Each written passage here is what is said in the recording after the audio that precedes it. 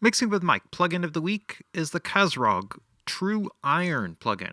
This one has actually been out for a little bit, but I kind of got introduced to it recently, a couple months back, and then as I started to dig into this more, I just really started to fall in love with this. Essentially what it is, it's a component modeling plugin, and the components that it models are transformers. So what you do is you get six different, what they call voicings here, six different transformers: 108X, 4001B, V178, 111C, 1166A, D12, or 012, O12, I guess, I'm not sure. In all of these are historical transformers that were commercially available, that were used in different classic products throughout. So just as like a quick thing here, for like the 10X8 was used in the LA2A. It's a transformer used in the input transformer in the LA2A, and also was used in Ampex tape machines. The 4001B was used in the U73B limiter, which was one of the most popular mastering limiters, sort of like the European version of the Fairchild. Also used in the V71, V72, and V76 Telefunken preamps. So again, something that you might be familiar with, and you've seen other emulations of the full amp circuit, but this would be just the transformer from that circuit, which is kind of interesting. The V178 is a component that was used by Neumann in their microphones for Telefunken, Siemens, Tab, or TAB, right? So that's another one. The 111C was Western Electric, one that was really used in a lot of hi-fi equipment, but originally designed for telephone lines and radio transmission. The 1166, which is the Mariner transformer that is most famously part of the 1073 EQ, and used with other things like the 1272 preamp. And the O12 was used in the 1176, the early from revision A, the blue stripe, all the way through revision F, which was the blackface revision. So these different transformers, when you get to component modeling like this, it's kind of a very interesting thing. It's like very stylized or very specific to a characteristic of a component that is a key part of the sound, although not the entire sound. But because the modeling is very specific, what you get is something that is far more accurate to that specific component, not just in the context in which it was used. So, give or take, I think if this thing didn't kind of blow my mind when I put it up, I wouldn't be anywhere close to doing doing a preview or review of it, excuse me. But it's really amazing. Now, when you actually work with it, you have a series of controls. You have a crush control. So what the crush control basically is there for is just to allow you to drive much more gain into it. There's a ×2 on there, so if you just want to overload something, you could do it that way. And there's also a mix control on the other side, so you could do a parallel type of thing where you bring in some grit and distortion, and you'll get different characteristic tone from each of the different voicings. There's a unity or boost. I wasn't entirely clear exactly what this did. The way that they describe it is on the unity setting. Basically, it sets the impedance, which changes the gain if you have a stereo input. That's the basic idea. So I'm not exactly sure what that means. I think the boost ends up being 3 dB louder. So maybe that's changed with the impedance. So if you're changing the impedance, we would also be changing the gain and also the frequency characteristic. So I'm not entirely sure exactly what that is, if it's just transformers operated in stereo versus in mono. Perhaps that's just what it is in the gain differential that you would get. Okay, then you have a strength control. So under normal voicing, if you have it here right up the middle, then what you're getting is the original voicing. So you're running a signal through it, and you're getting the amount of harmonic distortion that's characteristically part of the original component. If you want a bit more headroom, you could pull it back down to 0. If you want to drive a little bit more into it, you could push it upward. And drive a little bit more that way. And then there's a morph control. And essentially what the morph, the way they describe it, I could just use the pop-ups that show up here, which sometimes drive me crazy. Enables harmonic structure morphing during strength changes. So in other words, if you drive more strength into it, it's going to drive basically more even harmonics into it, which will give you a richer sound. So I've experimented with it in and out. Sometimes it makes a nice difference. Sometimes it doesn't make any difference at all. There's also a DNA component here, and this is like enhanced frequency response modeling. So I think what that means essentially is that in the modeling, they're going to frequencies that are perhaps above our frequency hearing spectrum and working on what happens up there into the modeling. So it does add a bit more CPU load by putting that in, but it generally also gives you kind of a nicer, more accurate sound. So it's kind of an interesting thing, and let's dig into it a little bit here. I just want to kind of show you how you could use it. I have it on some stems that are set up over here. So I'll start with drums, just because that's an easy one here, and then I'll just A/B something that I just had set up pretty quickly here, just so you can kind of get an overall sense of what it's about. Let me cue up.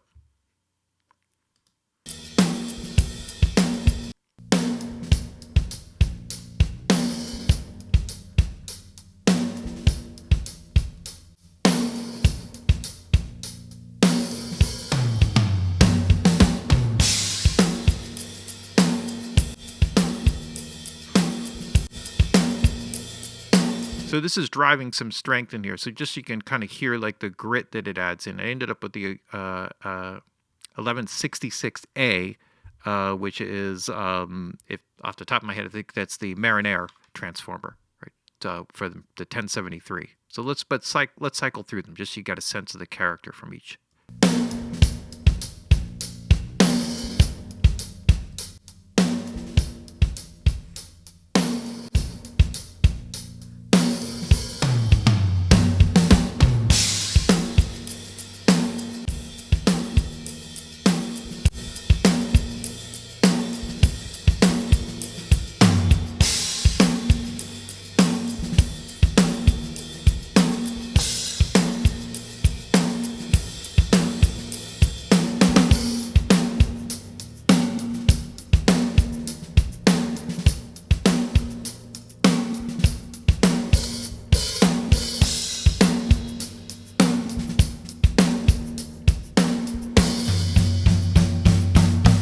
So I kind of like these last two here, but you could hear like the basic tonal characteristic that it brings into it. I could also use the mix control to kind of balance that in. Generally, if you call this up and you have a little bit of trouble hearing this just initially, it might not be a bad idea to just sort of, set it up, drive it a little bit more, get an idea of kind of what tonal characteristic you want to drive in, start there, and then you can kind of mix the strength in to taste, right?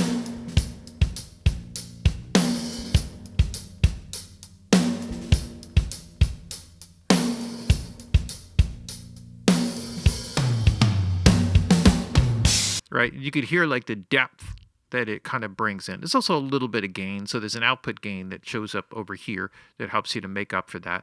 Also, there's just a couple of other settings. You have your preset section here, so you can load in presets from here.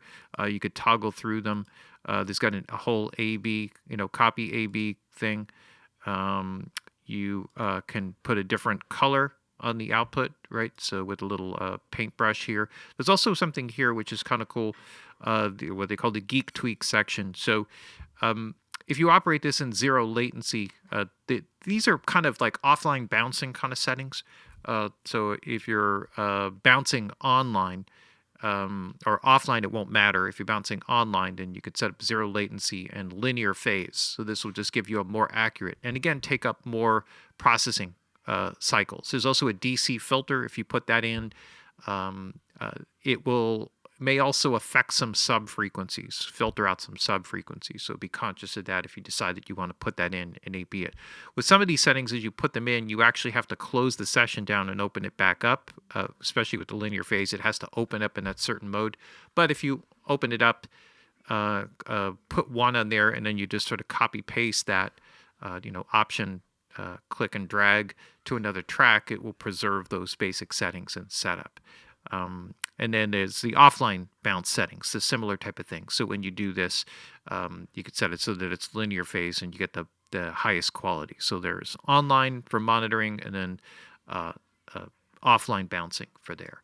And then you can hit the save button and kind of move forward. So if we have the basic sounds here for this, let's kind of move over and do something with the bass, right?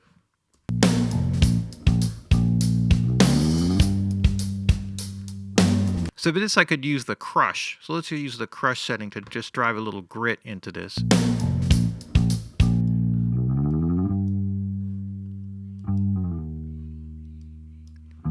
Turn it on.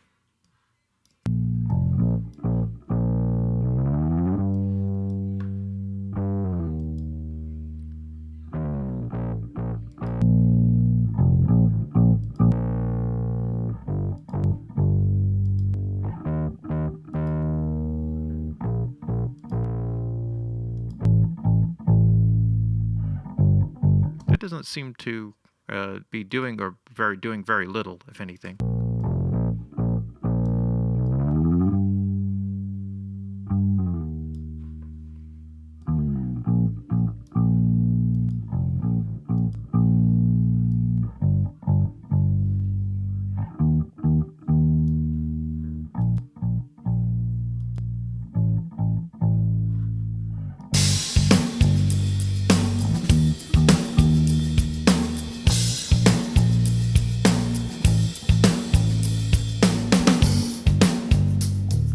And we could bring in guitars. Guitars and keys.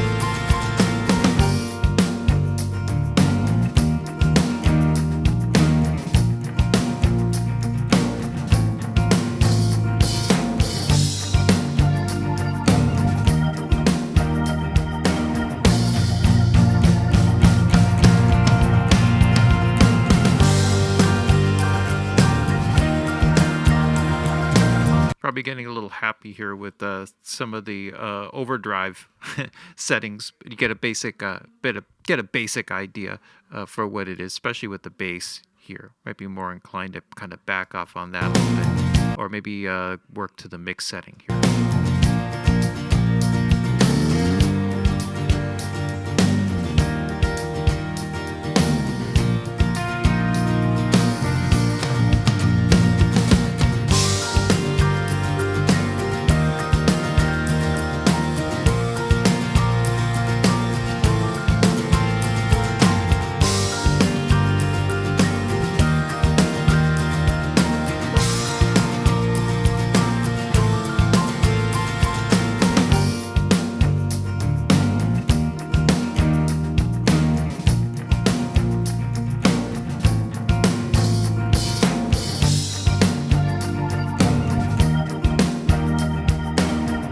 Right, and then we got a vocal.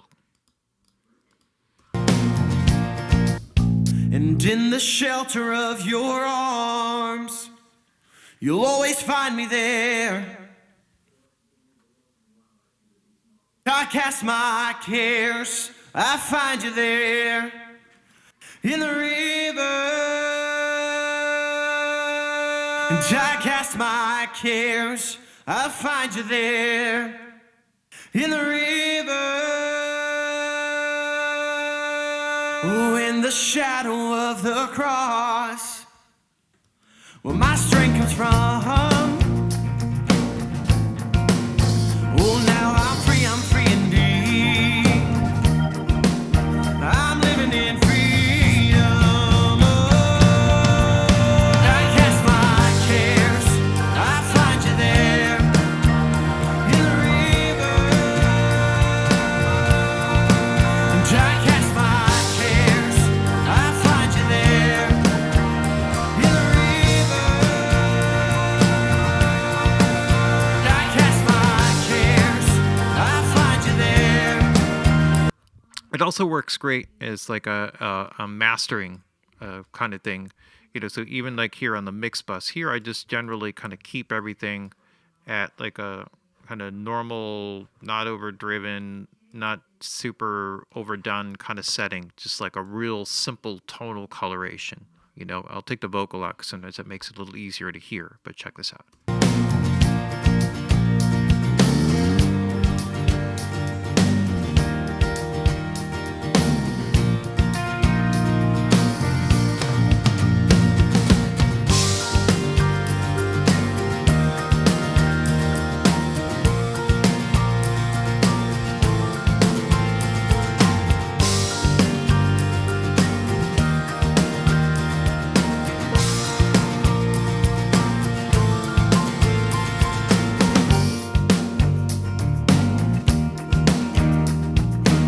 Uh-huh. Oh, now I'm free indeed. I'm living in freedom.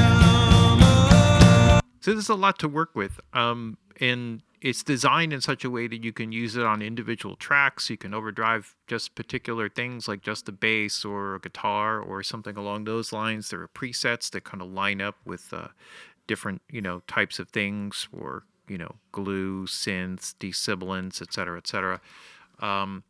And you could use it on the mix. I've used it a lot with mastering and mix bus work. Just as kind of getting that extra clarity. I think you could hear it like right there, even just with the most simple, like subtle kind of coloration. I'm doing some settings that probably are exaggerated for stems like this, but really powerful plugin. This has become a real favorite of mine very quickly, and you don't see me often go off too far from some of the major manufacturers because there's not a lot of stuff that really, and I'm going to get slaughtered here in the chat about all these plugins that are coming from small manufacturers, but this is really, really an amazing one. And they're also coming out with a new compression plugin, which I'm looking forward to very soon. So that's it. Great one. Plugin of the week. I'd say this is definitely a must-have in my mind. At least it is for me. The Kazrog True Iron plugin of the week.